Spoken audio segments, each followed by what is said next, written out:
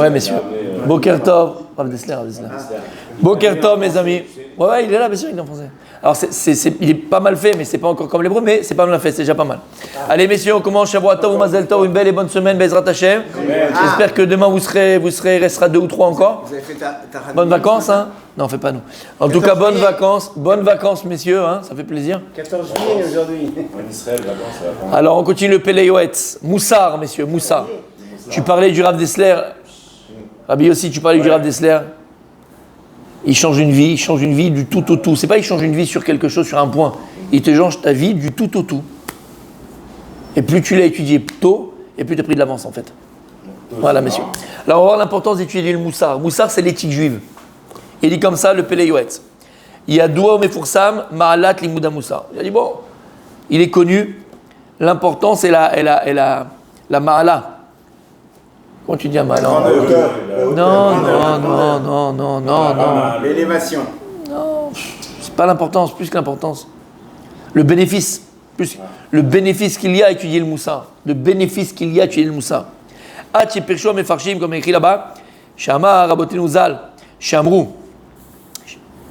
Barati Yetzerara, Barati le Torah Tavlin. Il dit à Kadjou Mesel Kiddushin, Lamed Amoudbet.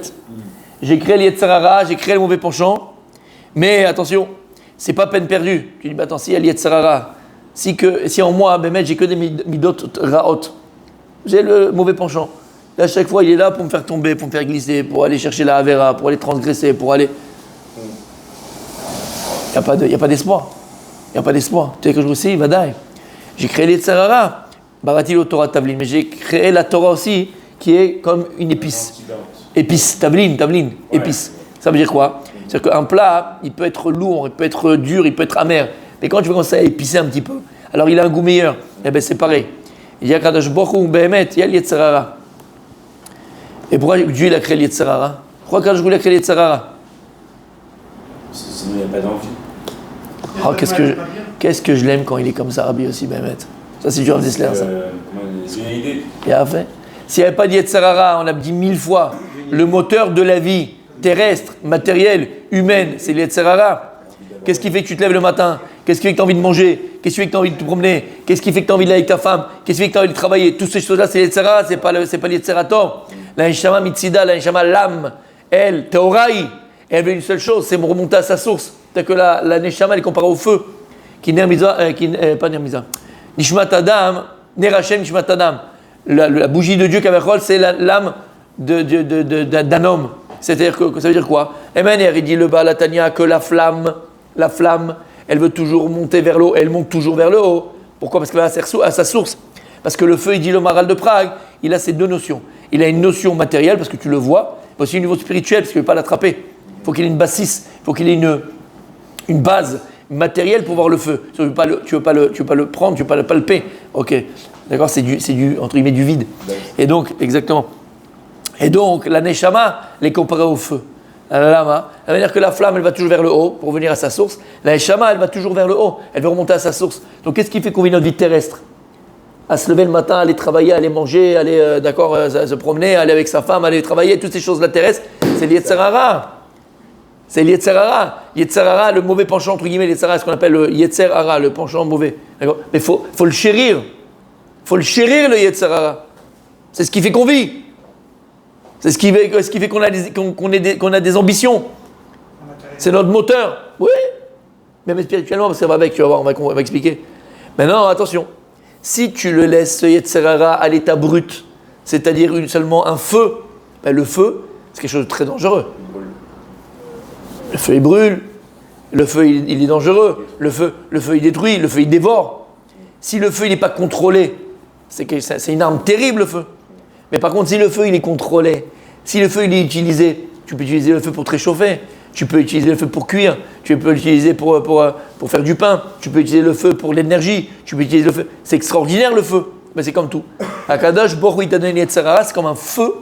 Si tu le laisses à l'état pur, si tu le laisses à l'état sauvage, il te rend animal. Il te rend animal. Et le feu, il te brûle. Et il te brûle non seulement toi, et tu peux aussi brûler autour de toi. Tu peux faire des bêtises. Par contre, il dit à Kadosh Baruch Hu, comment Kadosh Baruch Hu, qu'est-ce que Dieu nous a donné pour pouvoir utiliser à bon escient ce feu? pour adoucir ce feu, pour que ce feu il soit constructif, Torah Tavlin. La Torah, elle est là pour utiliser le feu. C'est pour dire Esha Torah, le feu de la Torah.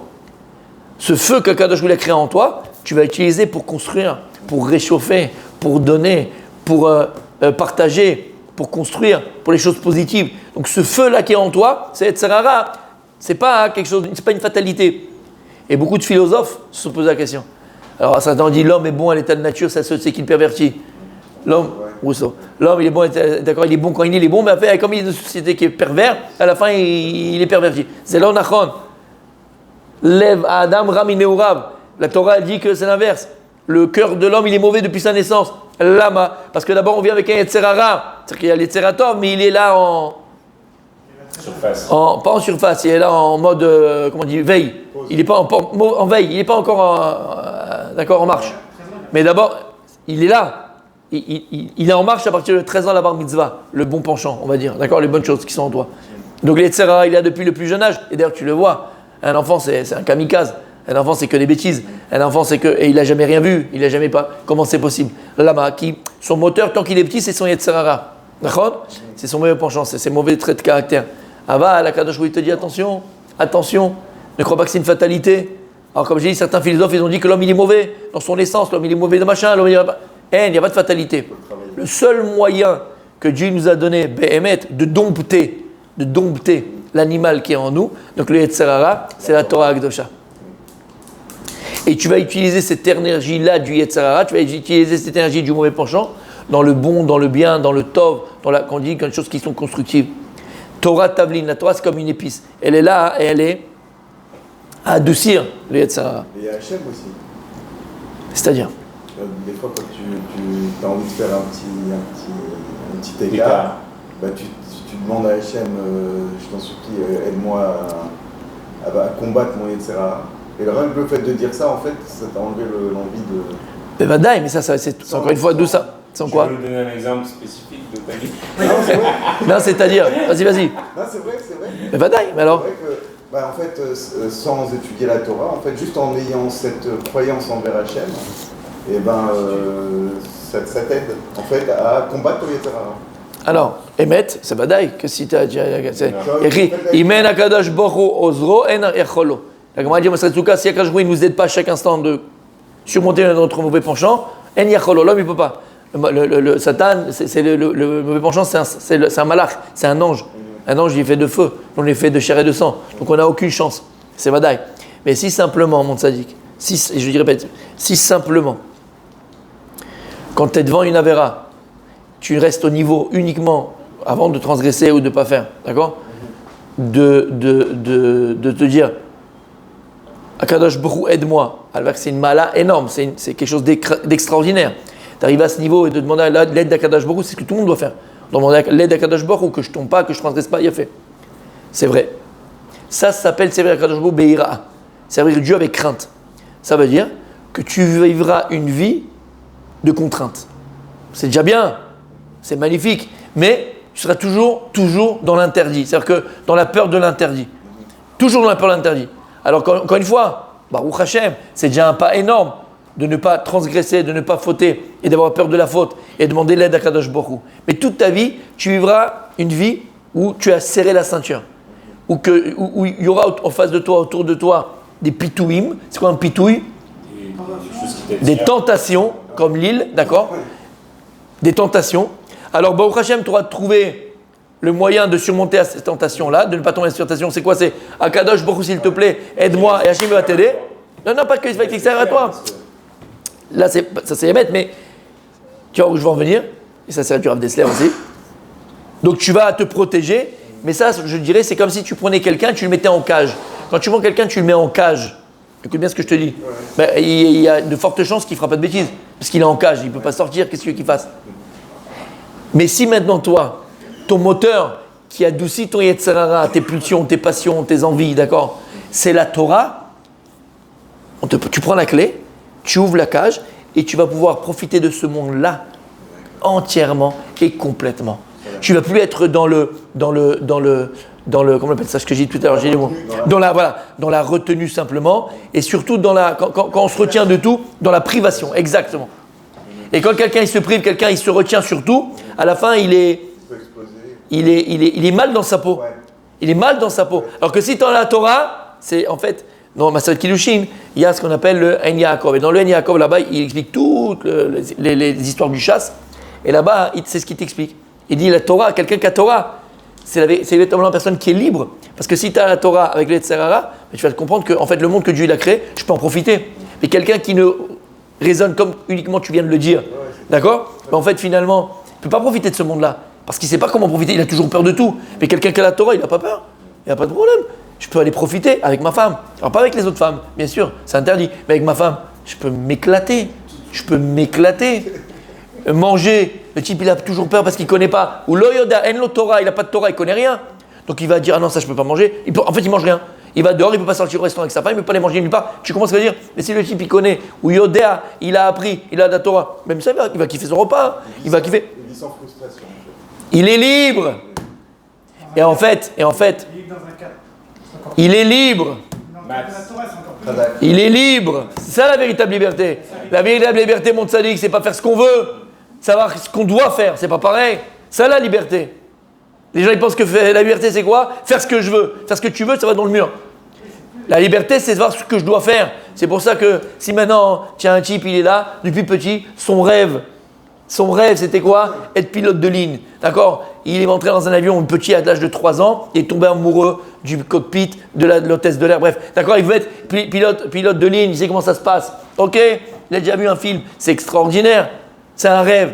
Maintenant, la personne, quand est-ce qu'elle va pouvoir réaliser son rêve? Quand elle saura piloter. Mais maintenant, comment elle va savoir piloter? Quand elle va apprendre comment piloter. Et quand elle va apprendre comment piloter, cette personne, elle sera libre dans le cockpit. Toi, tu rentres dans un cockpit, moi je rentre dans un cockpit, d'accord? J'ai vu sur YouTube une vidéo d'un atterrissage d'un décollage. Maintenant, tu as vu le truc, comment il fait, comment il appuie, ce qu'il a fait. Bon, tu as quelques... Mais tu rentres dans le cockpit, tu vas t'amuser à faire décoller un avion ou faire atterrir un avion? Tu vas le faire?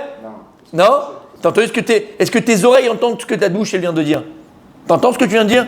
Alors pourquoi dans la vie? La vie, c'est comme un pilotage dans la vie. Et nous, on se permet des fois de décoller, d'atterrir, de faire alors qu'on ne connaît rien sur rien. On se permet de parler, on se parlait de faire, on se parlait de dire, mais tu connais rien. Tu vas aller dans un endroit, tu as l'odeur, comment, Erlit Naek, c'est pas comment te conduire. C'est pas comment te conduire, c'est pas comment ça marche. Et aujourd'hui, tout le monde connaît tout sur tout, tout le monde sait tout sur tout, tout le monde est spécialiste de tout. On invite dans les plateaux télévisés des médecins généralistes pour parler de la géopolitique américaine. Quand il y avait le Covid, on t'appelait un dermatologue pour parler du Covid, du spécialiste du Covid, le mec. Il ne sait même pas ce que c'était quoi déjà les ARN messagers, il ne connaissait rien. Tu comprends ce que je veux te dire? Mais tout le monde parle tout de tout, tout le monde sait tout de tout. Tu comprends? Alors dans la vie, c'est pareil. Alors en général, quelqu'un au moins d'intelligent, quand il sait qu'il ne connaît pas, qu'est-ce qu'il fait? Il s'interdit. Au moins, je ne prends pas de risque. Mais c'est ça la vie que Dieu l'a donnée. Est-ce que Dieu il t'a donné une vie d'interdit? Et c'est ça en vérité que quand on n'est pas dans la Torah et on est à l'extérieur de la Torah, c'est un peu la vision qu'on a du monde de la Torah. C'est un peu la vision qu'on a de la religion. Ouais. On a l'impression que quand tu rentres dans la Torah, on rentre dans un monde où tout est interdit. Mais tu sais pourquoi tu penses comme ça? Parce que tu es encore un ignorant, parce que tu n'as pas appris. Donc comme tu n'as pas appris, tu penses que tout est interdit. Mais quand tu vas commencer à ouvrir la Mishnah, tu vas faire de la Gemara, tu vas faire de la Halacha, tu vas commencer à grandir, tu vas commencer à apprendre. Tu vas te rendre compte finalement que c'est pas que tout est interdit, c'est que la Torah elle t'apprend comment utiliser le monde que Dieu a créé, c'est tout. Et la Torah elle t'apprend à savoir qu'est-ce que tu dois faire, comment tu dois le faire. Et là tu es quelqu'un de libre. T'entends ce que je te dis? T'as compris la différence entre ce que tu as dit et ce que ici il dit le Rav? C'est deux mondes, mon tzaddik. Mais c'est deux mondes. Et quelqu'un qui a goûté à cette liberté, qu'est-ce qu'il fait? Alors qu'est-ce qu'il fait? Continue à quoi? À apprendre. Ben oui. La connaissance qui rend libre. Et voilà, c'est la connaissance qui rend libre, mon fils. Et pas l'inverse. Force soit en toi. C'est ça que les dictateurs ils empêchent leur peuple de connaître. Exactement. Et donc ils ont dit Barati Yetzara, Barati Lotora Tavlin. J'ai créé l'Yetzara, j'ai créé donc la Torah qui est là comme une épice qui vient l'adoucir. Et donc tu vas savoir comment utiliser cette énergie qui est en toi, ce feu qui est en toi. Allumez le feu, fils. Il est bouillant, mon Rabbi Aaron. Bebla Inara, toujours dans la Torah, toujours comment faire, toujours comment savoir, poser des questions. Il n'y a pas, rien n'est fait au hasard, mon fils. Rien n'est efker dans ce monde-là, il n'y a rien d'efker. Ve'amrou, et ils ont dit, Chachamim, si tu vois que les Tzar Milgaber Alecha, si tu vois que les Tzarara, il prend le dessus sur toi, qu'est-ce que tu fais? Qu'est-ce que tu fais, mon Alex? T'es là, t'essaies de le battre, t'arrives pas. Il est là, tu te lâches. Tu dis, Mlir, demain ça sera mieux. Tu demandes de l'aide. Tu demandes de l'aide à Hachem. Omer Tagmara Bekilushin, Mashrou les Bet Midrash, Mashrou les Bet Midrash. Tire-le vers la maison d'études. Alors, Pshat, ça veut dire quoi? Ça veut dire amène-le à la maison d'études, va étudier la Torah, ça va le calmer. Non, ça c'est bien, c'est Pshat. C'est comme Mashrou les Bet Midrash. Si tu vois que les Tzara, il vient et il t'embête, c'est quoi le meilleur moyen de le calmer? C'est quoi le meilleur moyen de. Parce que qu'est-ce qu'il dit, Tzara? Ouais, ça tu peux pas, ça tu peux pas, ça tu peux pas. Bah, qui fait? Mashrou les Bet Midrash. Viens le prendre au Chavruta et viens lui apprendre. Bien sûr que c'est permis. Regarde, il dit Shulchan Aruch, ça tu peux, ça tu peux, ça tu peux, comme ça tu peux, comme ça tu fais. Ah, il va dire, moi aussi je peux kiffer. Donc il faut d'abord donner à manger à son Yetzirara. Où tu vas donner à manger à ton Yetzirara? En étudiant, en apprenant, en connaissant. Si tu ne connais pas, tu vas croire ce qu'il dit. Parce que lui aussi, il a Maharet, il ne connaît pas les Yetzirara. Parce que tout est interdit. Alors qu'est-ce que tu fais toi? Tu vois qu'il est Midgaber Alecha. Mashrou le Bet Midrash. Amène-le en Chavruta avec toi, le Bet Midrash, compagnon d'études. Montre-lui que Bémet, la Torah, c'est permis. C'est permis. Il te dit juste, mon fils, regarde, je te dis, comme toi, des fois tu dis à tes enfants, tu dis pas à tes enfants, tu n'es pas un papa, d'accord? Ils veulent certaines choses, d'accord? Tu expliques à tes enfants, tu dis, non, regarde, cette façon de faire, mais tu peux faire comme ça. Là, et l'enfant, il va kiffer. L'enfant, il va t'écouter. L'enfant, il est content. C'est pareil, Kadosh Baruch Hu te dit. C'est moi qui ai créé le monde. Je sais comment le monde il marche. Je sais comment le monde il tourne. Je sais comment utiliser au maximum de son potentiel le monde que j'ai créé. Mashrou les bêtes à Midrash. Et il dit, si c'est maintenant une pierre, ils font. Si c'était du fer, il explose les Tzarara. Il dit, Akol ou Alied Limouda Moussa. Mais ça, tu ne peux, Rabbi Aaron, uniquement si tu étudies l'éthique juive. C'est ça qu'on dit, Derech Eretz Kadma la Torah. S'il n'y a pas d'abord le travail des midot, travail des qualités, travail tes défauts. À quoi elle sert ta Torah? Tu peux être un grand philosophe dans la Torah, tu peux avoir beaucoup de connaissances dans la Torah, mais tu ne sais pas la Torah. C'est quoi savoir, on avait dit? C'est vivre en fonction de ce qu'on connaît. Être la Torah, exactement. Et ça, il dit le Rav Dessler, il dit le Pélé Yoetz, ça tu ne peux, Rabbi aussi, uniquement si tu associes à l'étude de ta Gemara, de ton Chumash, de ta Halacha, le Limouda Moussa, le Saba Mikelem, le Rav du Rav Dessler, Saba Mikelem. Il avait tous les jours 3 heures de Moussa. Tous les jours, il avait une étude de 3 heures de Moussa. À part le chasse qu'il faisait, à part les 3 heures de Moussa tous les jours. Je dis, c'est exagéré, c'est pas assez. C'est pas assez. Qu'est-ce qui fait que Béhémet, on ne s'égare pas? Qu'est-ce qui fait que Béhémet, on sait comment se comporter avec notre épouse? Et vice-versa d'ailleurs. Se comporter avec nos enfants, se comporter avec nous, se comporter avec Ben Adam al-Chavero. Comment? D'où on sait? D'où? La Torah elle-même, avant oui, à l'époque des Tanaïm Akdoshim, à l'époque des Tanaïm, ils arrivaient à travers leur étude de sortir le Moussa. Aujourd'hui, on n'est pas capable. Ça reste quelque chose d'une étude brute. Donc je ne fais pas du Rav Dessler, je ne fais pas du Pélé Yoet, je ne fais pas du Chot Sadikim, je ne fais pas du Messiat Esharim, je ne fais pas du... Habibi, où tu vas, quoi? Où tu vas? Et il y a d'ailleurs une notion dans la Torah qui s'appelle Naval Birshut Torah. Il y a des gens qui ont beaucoup de Torah, ils sont hyper intelligents, tout ce que tu veux, beaucoup de connaissances dans la Torah. Le Naval, c'est une pourriture avec la permission de la Torah. C'est qu'au niveau des midot, au niveau de la personne, au niveau de l'être, c'est un pourri. Et il connaît plein de Torah. Il connaît plein de Torah, le gars. Lama. Il n'a pas étudié le Moussa. C'est des connaissances. C'est des connaissances, il n'a pas étudié le Moussa. L'étude de la Torah, il doit nous transformer de l'intérieur. Tu ne vas pas être la même personne, tu peux être la même personne. Et regardez ce qu'il dit ici, le Rav. Il dit, mais quelqu'un, en majorité, une personne qui n'étudie pas tout le temps le Moussa, l'éthique juif, lo ta'am iratret. Il n'a jamais goûté à ce que c'est la crainte de la avera, de la transgression. Vedarko yashar be'enav. Cette personne, elle pense que tout ce qu'il fait, c'est bien. Il est dans le droit chemin. Ulvavo yavin asher ou yehudi kasher. Et il est sûr, il est certain que c'est un bon juif. C'est un bon juif, il est certain. Ve'af, im ishma, ou ilmad pa'am bayovel, ou ishma divrei moussar, et s'il entend une fois, un peu de moussar, un peu d'éthique juive, travailler ses midot, il entend. Et non pour elo veno mitorer klal, ça lui fait rien, ça bouge en rien en lui. Lama, parce qu'il ne suit pas, il ne sait pas, lui, pour lui il est parfait. Pour lui il est parfait. Et si un jour il ouvre un livre de moussar, il regarde, il dit mais c'est pas possible. C'est une biographie, on dirait qu'il parle de moi là. C'est moi tout ça, c'est midot tovot, c'est moi. Lama, s'il n'a jamais étudié. Donc en vérité, écoute bien. Il dit Rav Dessler, dans une de ses enseignements, il dit à quoi il sert le moussa? Il dit moussa, la chanson aussi, les yasser. C'est quoi les yasser? Redresser. Et il dit en fait, le moussa, il est là pour nous mettre devant nos contradictions. Tant que dans la vie, on n'est pas capable de se mettre devant ces contradictions, et Blainara, on en a des tonnes de contradictions. D'un côté, on fait ça, mais de l'autre côté, on fait ça. D'un côté, on fait ça, et de l'autre côté, on fait ça. D'un côté, j'apprends ça. Voilà. Et tu arrives à ce qu'il dit à la fin. Le moussar est là pour arriver à quoi? À Midat Haemet, Be'atzmo. À cette Midat de vérité quand on soit. Être quelqu'un de vrai. Bevadaï, mais quelqu'un de vrai. Quelqu'un de vrai, c'est ce qu'il dit ici. Quelqu'un de vrai. C'est-à-dire tu te mets devant ta réalité. Voilà ce que je suis et voilà ce que je dois faire. Parce qu'on n'est pas émette. C'est tout, on n'est pas vrai. Il donne l'exemple avec le labyrinthe. Exactement. Ceux qui sont dessus et puis ceux qui sont pas. Comme tu étudies, si tu fais des choses comme des trucs, si tu es droit dans tes baskets, etc., tu ne peux pas. Mais le problème, c'est qu'on vit tout le temps en contradiction. Contradiction. Et pour savoir, il faut apprendre. Donc en vérité, c'est ça le moussar. Il dit le moussar, il est là pour revenir à son émet, à cette vérité qui est en nous, à cette droiture qui est en nous, à ce vrai qui est en nous. Comme il a dit, il a très bien dit Rabbi Aaron Bémet, très souvent on est à connaître de nos pompes. C'est-à-dire qu'on vit la vie d'un autre. C'est pas la vie de ce qu'on est véritablement. Alors pourquoi? Par éducation, parce qu'on a cette éducation-là. Par imitation. On imite les gens qu'on côtoie. Combien je connais de personnes BML, combien je connais de personnes qui ont eu du mal, ou qui ont encore du mal, ou qui ont eu du mal, mais qui l'ont fait, mais en tout cas l'homme échané, de faire le pas, d'avancer dans la Torah. Je parle d'avancer dans la Torah. Avancer dans la Torah, c'est pas quelque chose d'abstrait. D'accord? Tu étudies, ben, tu appliques. Alors les gens qui vont s'arrêter à un moment donné lama, par rapport au qu'en dira-t-on des gens qui sont autour?